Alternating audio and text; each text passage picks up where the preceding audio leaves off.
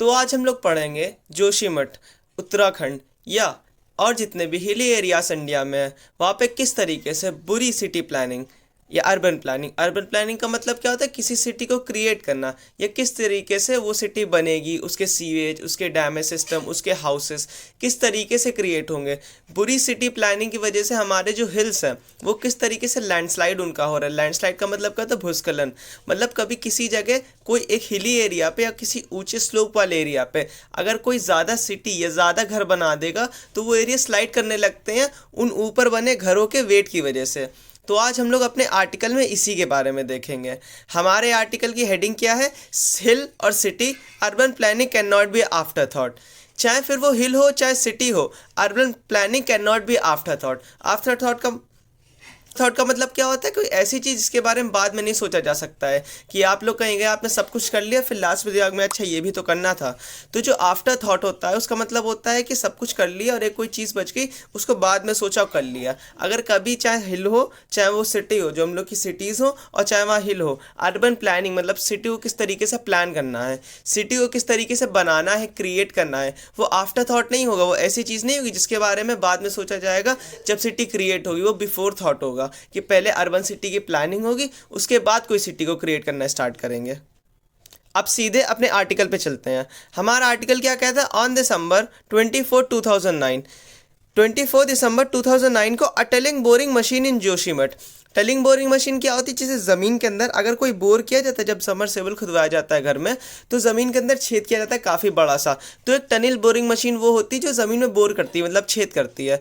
तो boring machine ने जोशीमठ में उत्तराखंड में हिट एक्वाफायर। एक्वाफायर क्या होता है, जैसा कि आपको इमेज दिख रही है, एक्वाफायर वो वाला पार्ट होता है जैसे हम लोग के ऊपर सरफेस है, उसके नीचे रॉक्स है, मतलब जिस सरफेस पे खड़े हैं वो काफ़ी रॉक से बना हुआ है, उसके नीचे जो ग्राउंड वाटर होता है उसको एक्वाफायर बोलते हैं। तो जब हम लोग ड्रिल करते हैं मशीन को तो हम लोग की मशीन ज़मीन में छेद करती है, वो ज़मीन जो ग्राउंड वाटर होता है वहाँ तक जाती है और वहाँ से पानी आता है। लेकिन कुछ एक्वाफायर्स ऐसे होते हैं, मतलब मोस्टली एक्वाफायर्स वो होते हैं कि आपने ज़मीन में ड्रिल किया और बिना किसी मशीन से जो अंदर का ग्राउंड वाटर का पानी है वो ऊपर आ जा रहा है, क्योंकि सरफेस के अंदर या उस जगह एक्वाफायर का अराउंड प्रेशर इतना है कि आसपास की जगह उस पर इतना प्रेशर डाल नहीं है कि वो पानी खुद ग्राउंड वाटर ऊपर उठ के सरफेस पे आ जा रहा है, जहाँ पे हम लोग को कोई भी इक्विपमेंट की या समरसेबल की मशीन की ज़रूरत नहीं पड़ रही कि वो पानी ज़मीन के अंदर से ऊपर तक खींच के लाया जाए। तो गलती से एक बोरिंग मशीन ने एक्वाफायर को हिट कर दिया, उस जगह को हिट कर दिया जहाँ पे अगर कोई छेद करेगा तो पानी अपने आप से ऊपर आ जाएगा बिना किसी मशीन के। ठीक है। 3 किलोमीटर फ्रॉम सैलांग विलेज से 3 किलोमीटर जो कि उत्तराखंड में है। This resulted in the loss of nearly 800 million of water per second, enough to sustain the need of nearly 30 lakh people per day. अब कहने का मतलब हमने बताया एक्वाफायर वो सी जगह होती है जहाँ पे जब आप लोग ज़मीन के अंदर ड्रिल करेंगे तो पानी खुद ऊपर आ जाएगा। तो जब गलती से एक बोरिंग मशीन ने उसको हिट कर दिया, वहाँ पे जाके वो मशीन उससे लड़ गई जाके, तो 800 मिलियन पानी पर सेकंड बहने लगा। काफ़ी ज़्यादा हो गया 800 मिलियन पानी पर सेकंड बहने लगा, जो कि 30 लाख आदमी को एक दिन में सस्टेन कर सकता था। इतना सारा जब पानी वेस्ट होता है तो ज़मीन के अंदर जो ग्राउंड लेवल्स होते हैं, जैसा कि आपको फोटो में दिख रहा है, रॉक्स के बीच में जो फोटो का नीचे का पार्ट है, रॉक्स के बीच में जो पानी भरा होता है उस वजह से रॉक स्टेबल होते हैं। मतलब जब हम लोग अपना फ्लोर बनाते हैं अर्थ के ऊपर और ये जो नीचे रॉक्स है ग्राउंड वाटर के नीचे ये स्टेबल रहते हैं, तो हम लोग की अर्थ को, हम लोग के जो घर हैं उनको अच्छी सरफेस मिलती है।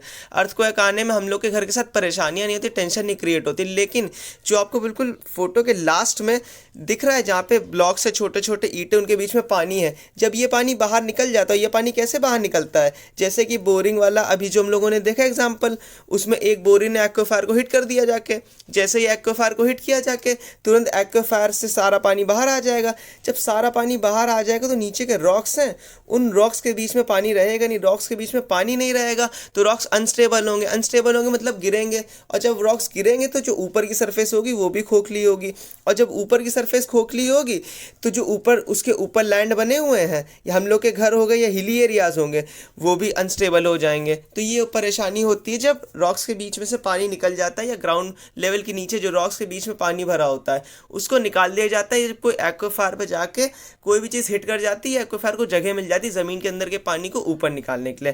ठीक, soon after ground water sources began drying up even as the water flow reduce but never stop. धीमे धीमे जो ग्राउंड वाटर के सोर्सेस थे, मतलब जहाँ जहाँ पे पानी सारा एक्वाफायर का मिलता था वो पानी धीमे धीमे ड्राई अप होने लगी, क्योंकि प्रेशर की वजह से वो पानी सरफेस के ऊपर आ गया।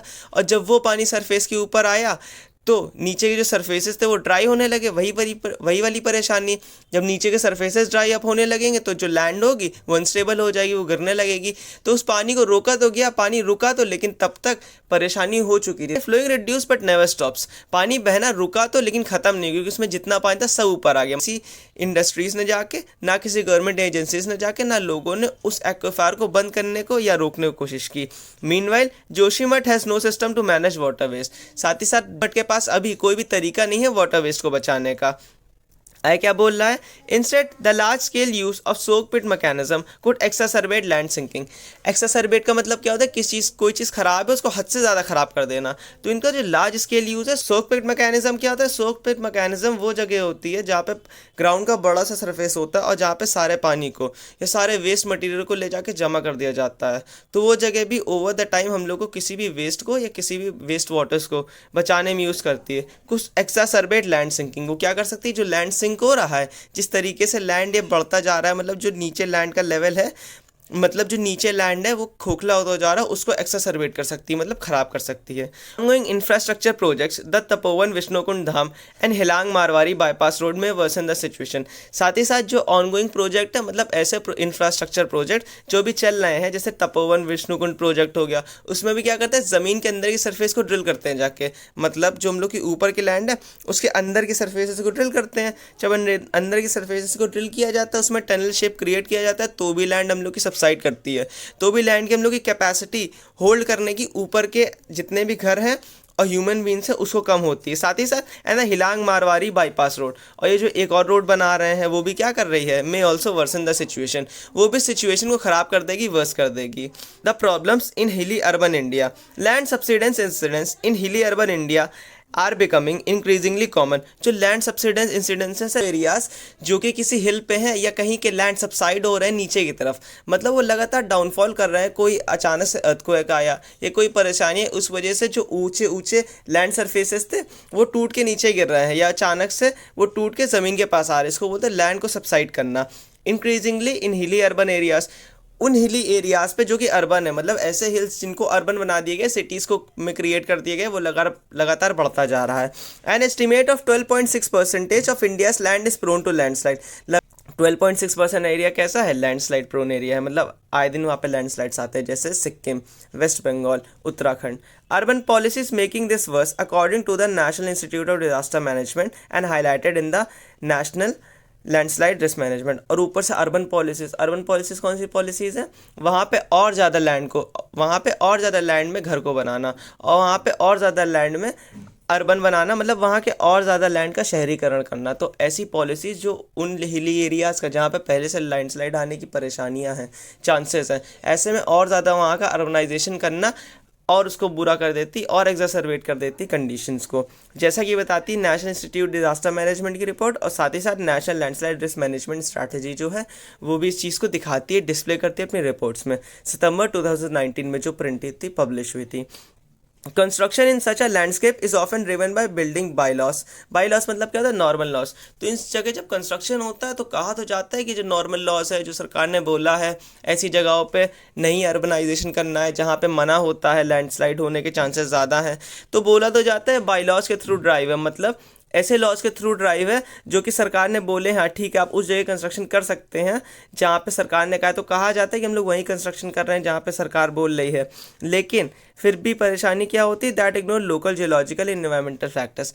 साथ ही साथ में ये लोकल जियोलॉजी नहीं देखते, मतलब किस तरीके से लैंड बना हुआ है, कितना हिल है वहाँ पे, कितने एरिया में अर्बन क्रिएशन हो सकता है, कितने जगह में विलेजेस बन सकते हैं, इन सब बातों पर ध्यान नहीं जाता है। इन्वायरमेंटल फैक्टर क्या होते हैं, वहाँ पर ज़्यादा बारिश तो नहीं होती है, ज़्यादा बारिश की वजह से लैंडस्लाइड तो नहीं हो सकते हैं, बारिश ज़्यादा होगी या तूफ़ान नहीं आते, तूफ़ान आने की वजह से जहाँ पे घर बन रहे हैं वो आगे चल के डिस्ट्रॉय नहीं हो सकते। तो जो जियोलॉजिकल कंडीशंस होते हैं, जियोलॉजिकल कंडीशंस का मतलब क्या होता है, जियोलॉजी कैसी है, वो सरफेस देखने में कैसा, कहाँ फैला हुआ है, किस तरीके से फैला हुआ है, और इन्वायरमेंटल, वहाँ का इन्वायरमेंट कैसा है, किस तरीके से वहाँ को इन्वायरमेंट इम्पैक्ट कर सकती है आगे चल के। ठीक, तो ये परेशानी होती है जो लोग नहीं देखते और अथॉरिटीज़ नहीं देखते, फिर भी घर बना देते हैं। कॉन्सिक्वेंस के साथ कॉन्सिक्वेंस का मतलब क्या होता है, अतः अंत में land use planning in India Himalayan towns and western Ghat is ऑफिस इनकंसिस्ट। साथ ही साथ जो लैंड प्लानिंग एरियाज होता है इंडिया की हिमालयन टाउन्स में लैंड प्लानिंग एरियाज को करना मतलब अर्बन बनाना हिमालय के टाउन्स को, वो किस तरीके से माना जाता है, वो एक तरीके से बेकार माना जाता है। एंड वेस्टर्न घाट्स, और वेस्टर्न घाट्स कैसी जगह है, वेस्टर्न घाट्स वैसी जगह है जहाँ पे ज़्यादा पानी है, ज़्यादा पानी तो वहाँ के सरफेस है, ज़्यादा मार्शी लैंड है, ज़्यादा मतलब दलदली टाइप की एरिया है, तो वहाँ पे एक तरीके से अर्बन चीज़ बनाना, अर्बन प्लानिंग करना अपने आप में सोचने में खतरनाक हो जाता है, क्योंकि ऐसी जगह पे घर बनाना जहाँ की सरफेस ही कैसी है, धसकने वाली है, हटने वाली है, तो एक परेशानी की बात है। एडेड टू स्लोप इनेबिलिटी, इस वजह से स्लोप इनेबिलिटी हो जाती है, ठीक। As a result by tunnelling construction that is weakening rock formation, इसका रिजल्ट क्या होता है, लैंडस्लाइड वनरेशन हैज रिजन। लैंडस्लाइड वनरेबिलिटी क्या होती है, ये सब करने की वजह से ज़्यादा से ज़्यादा लैंडस्लाइड होने लगता है।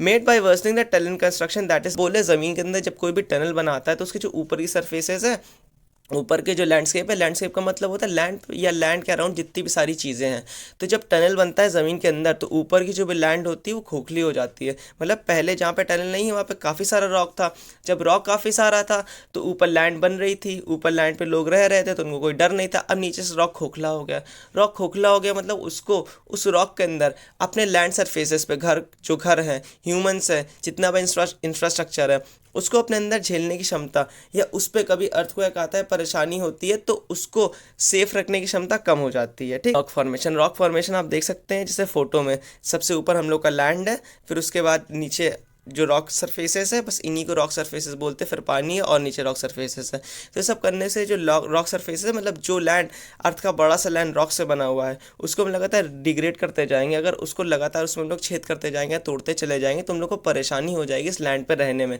क्योंकि लैंड भी खोखला होगा, खोखला लैंड होगा तो कम से कम अपने ऊपर वजन ले पाएगा। Acquiring credible data is the first step toward enhancing urban resilience. Credible data का मतलब क्या होता है, ऐसा डाटा जो इंपॉर्टेंट डाटा हो जिस पर विश्वास किया जा सके। तो अर्बन रेजिलियंस का मतलब क्या, रेजिलियंस का मतलब होता है ताकत, ये आपके अंदर किसी बुरी सिचुएशन को या किसी चीज़ को झेलने की क्षमता। तो अगर अर्बन रेजिलियंस हम लोग अपना इन्हांस करना चाहते हैं, बढ़ाना चाहते हैं, तो सबसे पहले क्रिटिकल डाटा चाहिए होगा, ऐसा डाटा चाहिए होगा जो सही हो, ठीक हो, with regard to land subsidence. और वो किस रिगार्ड में होगा, वो डाटा जेन्युइन होना चाहिए लैंड सब्सिडेंस के रिकॉर्ड में, मतलब कहाँ पे लैंड सब्सिडेंस हो रहा है, कहाँ पे लैंड सब्सिडेंस नहीं हो रहा है। The overall landslide risk need to be mapped at the granular level. जो ओवरऑल लैंडस्लाइड रिस्क है, मतलब ऐसा रिस्क जो लैंडस्लाइड पे होता है, वो ग्रैनुअल लेवल पे समझना पड़ेगा। ग्रैनुअल लेवल का मतलब क्या होता है, बिल्कुल एक हाईली डाइवर्सिफाइड लेवल पे समझना पड़ेगा, एक एक डिटेल को समझना पड़ेगा, तब हम लोग देख पाएंगे कि अपनी लैंड रेजिलियंस या अर्बन रेजिलियंस को कैसे क्रिएट करना है। The geological survey map of India conducted a national mapping exercise. इन्होंने एक नेशनल मैपिंग एक्सरसाइज की, वो एक्सरसाइज किया है 1:50,000 scale with each centimetre denoting approximately 0.5 centimetre. कहने का मतलब है कि अगर 1 सेंटीमीटर लेंगे तो किसके बराबर होगा, 0.5 किलोमीटर बराबर। मतलब ऐसा इनको स्केलिंग मेथड लेना पड़ेगा। आगे, areas with high landslide should not be allowed to expand large infrastructure.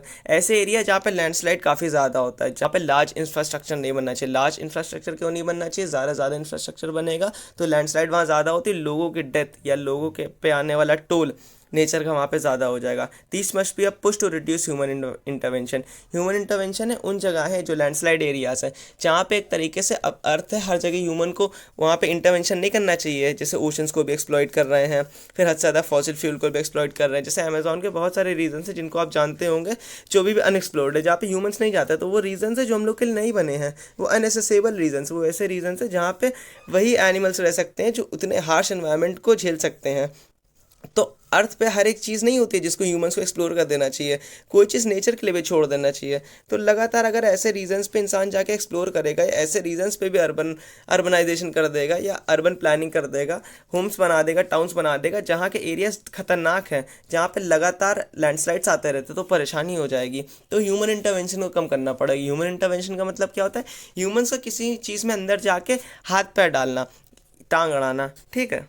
And adhere to capacity carrying, और जितनी कैपेसिटी किसी लैंड की उसी पे अडेयर करना चाहिए, मतलब उसी पे रुकना चाहिए। अडेयर का मतलब क्या होता है, टू स्टिक समथिंग, चिपकना। As well Mizoram is in seismic zone 5। Seismic zone 5 क्या होता है, सीस्मिक जोन से आप लोग पढ़ सकते हैं जाके, अर्थ पे अलग अलग जगह होती है जहाँ पे इंटेंसिटीज ऑफ अर्थक्वेक आना, जिस तरीके से इंटेंसिटी आएगी अर्थक्वेक की वो काफ़ी ज़्यादा होती है। तो सीस्मिक जो 5 जोन्स होते हैं काफ़ी हाई जोन्स होते हैं।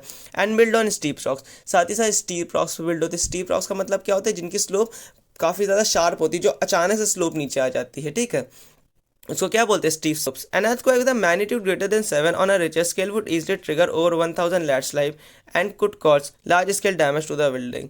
अगर 7 रिचर स्केल से ऊपर का गलती से भी यहाँ पे आ गया अर्थक्वेक, तो क्या हो जाएगा, ट्रिगर ओवर 1000 लैंडस्लाइड, कम से कम 1000 लैंडस्लाइड होंगी, ठीक है, और साथ ही साथ large scale damage to building, अगर ऐसी जगहों पे घर बनेगा तो कम से कम 1000 बिल्डिंग्स पहले से वेस्ट हो जाएंगी। तो अगर जहाँ पे जो बिल्डिंग बना रहा है, अपना इंफ्रास्ट्रक्चर बना रहा है, वो पहले ही सोच ले कि कितना ज़्यादा वो अपने आप को वेस्ट करने वाला है, कितना ज़्यादा अपने मनी, अपने समय को वेस्ट करने वाला है। But the city has developed a landslide action plan with a push to reach 1 to 500 scale. लेकिन अब सिटी ने नए प्लान्स कर लिए यहाँ पे जियोलॉजिकल टर्म से, reaching 1 to 5000 scales with a updated regulation to guide construction activities in hazardous areas। साथ ही साथ जो अपडेटेड रेगुलेशंस आए हैं कि ये hazardous एरियाज का मतलब क्या था, वो एरिया जो खतरनाक एरिया है, जो नई गाइडलाइंस आई हैं कि यहाँ पे नई मैपिंग करनी है, यहाँ पर अर्बनाइजेशन नहीं करना, उनको मानते हुए अब क्या कर रहे हैं ये लोग, प्लानिंग कर रहे हैं। The city landslide policy committee is cross disciplinary in nature. अब ये एक बात अच्छी है यहाँ की, जो सिटी लैंडस्लाइड पॉलिसी की कमेटी है वो क्रॉस डिसिप्लिनरी इन नेचर है। क्रॉस डिसिप्लिनरी इन नेचर का मतलब क्या होता है, वहाँ जियोलॉजिस्ट को भी लेंगे, एनवायरमेंटलिस्ट को लेंगे, जियोलॉजिस्ट वाला जियोलॉजी के बारे में बताएगा, एनवायरमेंट वाला एनवायरमेंट के बारे में बताएगा, साथ ही साथ उसको वहाँ पे बायोलॉजिस्ट को भी लेंगे, साथ ही साथ फ्लोरिस्ट को भी लेंगे। तो यहाँ पे जब अलग अलग लेवल्स के एक्सपर्ट आएंगे और एक ही सिंगल प्रॉब्लम को सॉल्व करेंगे तो ज़्यादा पर्सपेक्टिव मिलेंगे, ज़्यादा नज़रिए मिलेंगे। ऐसे सिर्फ अगर एक सिर्फ जियोलॉजिस्ट को लेंगे तो एक जो जियोलॉजिस्ट के पास इन्फॉर्मेशन है वही बता पाएगा, वहीं पर जब तीन चार फील्ड के लोग आगे इन्फॉर्मेशन देंगे तो जो डाटा बनेगा वो बेटर डाटा बनेगा। अपडेट रिस्क जोन, साथ ही साथ एक पुश की जो रिस्क जोन है उनको कंटिन्यूली अपडेट करें, बताएं ये रिस्क जोन है, यहाँ पे नहीं ये सब बनना चाहिए, इसीलिए क्रॉस डिसिप्लिनरी इन लोग की कमेटी है। Further any site development in hazardous zones need assessment by geologist. और कोई भी डेवलपमेंट एक हजार्डस जोन में, एक ऐसे जोन में जो खतरनाक जोन है, नीड असेसमेंट बाय जियोलॉजिस्ट। वो सबसे पहले आगे जियोलॉजिस्ट मतलब जो अर्थ के बारे में पढ़ते हैं उसको एसेस करेंगे, फिर वहाँ पे बताया जाएगा अर्बन टाउन प्लानिंग होनी है कि नहीं होनी है, with respect to soil suitability and slope sustainability. साथ ही साथ सूटेबिलिटी का मतलब क्या होता है, वहाँ की सॉइल कितनी ज़्यादा सूटेबल है, एंड स्लोप स्टेबिलिटी, वहाँ का स्लोप कितना ज़्यादा स्टेबल है, ठीक है, मतलब an evolution of its potential impact on building that are nearby. और साथ ही साथ आसपास जो उसकी बिल्डिंग है उस सॉइल सस्टेनेबिलिटी का और स्लोप स्टेबिलिटी का क्या इफेक्ट पड़ेगा वो भी साथ में देखना पड़ेगा। उसके बाद जाके अर्बन टाउन प्लानिंग करें with steps. It may need corrective measures. Retention wall, retention walls क्या होती है, वो वॉल्स जैसे आप लोग फोटो में देख रहे हैं, ये वो वॉल्स होती है जो किसी भी लैंड स्लाइडिंग से किसी भी जगह को बचाती है, तो रिटेंशन वॉल्स वहाँ पे बढ़ाना चाहिए, ठीक है। With steps to prohibit construction hazardous areas. Hazardous area मतलब जो खतरनाक एरिया, डेंजरस एरिया, वहाँ पे कंस्ट्रक्शन किसी तरीके का नहीं होना चाहिए। इन गंगटोक सिक्किम द अमृत विश्व विद्यापीठनाथ है सेल्फ अवर real time land sliding monitoring. ये अर्ली वार्निंग सिस्टम लगा है जो पहले से बता देता है यहाँ पे लैंडस्लाइड आने वाली, यहाँ से लोग हट जाएं, with a sensor assessing the impact. Richter scale, जब कभी भी रिचर स्केल का मतलब होता है ऐसा स्केल जहाँ पे पता लगाया जाता है कि अर्थक्वेक कितनी तेज़ आने वाला है। तो जब भी अर्थक्वेक अगर थोड़ा तेज़ आने वाला होता है थोड़ा सा उसके पहले पता चल जाता है अच्छे इक्विपमेंट से। तो यहाँ पे अच्छे इक्विपमेंट लगाए गए जिस वजह से लोगों को ये पता चल जाता है कि अर्थक्वेक आने वाला है। सेंसर असेसिंग टेक्नोलॉजी, ऐसी technology seismic waves. Seismic waves क्या होती है, अर्थक्वेक से निकलने की वजह से वेव्स, उनको जानती है, लोगों को बता देती है कि आप लोग यहाँ से हट जाएं। Assessing the impact of rainfall infiltration. Rainfall infiltration का मतलब क्या होता है, अगर किसी भी लैंड सरफेसेस पे हद से ज़्यादा बारिश होती है तो हम लोगों ने हमेशा देखा वहाँ लैंड सरफेसेस में पानी भर जाता है और साथ ही साथ वो लैंड सरफेस दलदली हो जाते हैं। तो अगर हिली एरिया वहाँ पे हद से ज़्यादा पानी होगा, जो वाटर का फिल्ट्रेशन है, मतलब वाटर का इनफिल्ट्रेशन का मतलब होता है घुसना, तो वाटर अगर ज़्यादा किसी स्लोप में, किसी लैंड सरफेसेस में घुसेगा तो वहाँ के जो लैंड है वो धंसने लगेंगे। लैंड अगर धंसने लगेंगे तो परेशानी होगी। तो इन सब चीज़ों को गंगटोक के सिक्किम के लोगों ने देखा कि वहाँ पे घर ना बना देना जहाँ पे पानी हद से ज़्यादा गिरता है, और पानी हद से ज़्यादा गिरने पे लैंड सरफेसेस खराब हो जाते हैं, ऐसे हो जाते, दलदल ऐसे हो जाते हैं, तो वहाँ पे काफ़ी ज़्यादा लोगों का लॉस हो सकता है, काफ़ी ज़्यादा एक तरीके से इंफ्रास्ट्रक्चर को लॉस हो सकता है। Water movement and slope instability. Water movement का मतलब क्या, किस तरीके से पानी का मूवमेंट होता है। स्लोप इंस्टेबिलिटी, कितनी ज़्यादा स्लोप अनस्टेबल हो जाती है जब भी ऐसे नेचुरल हजार्ड्स आते हैं सिक्किम गंगटोक में। तो यहाँ पे हमारे आर्टिकल का इंपॉर्टेंट पोर्शन कंप्लीट होता है, इसीलिए जो हमारा आर्टिकल है उसकी अब आप लोग हेडिंग देखेंगे, चाहे फिर वो सिटी हो चाहे हिल हो। Urban planning can not be after thought, मतलब एक तरीके से प्लान करना, किस तरीके से सिटी बनेगी, किस तरीके से इस हिल पे अर्बन प्लानिंग होगी, वो काफ़ी ज़्यादा इंपॉर्टेंट है। अर्बन प्लानिंग सबसे पहले करनी चाहिए, अर्बन प्लानिंग आफ्टर थॉट नहीं होना चाहिए, आफ्टर प्लानिंग बिफोर थॉट होना चाहिए। तो हमारा आर्टिकल यहाँ पे पूरा हुआ। Thank you so much for watching.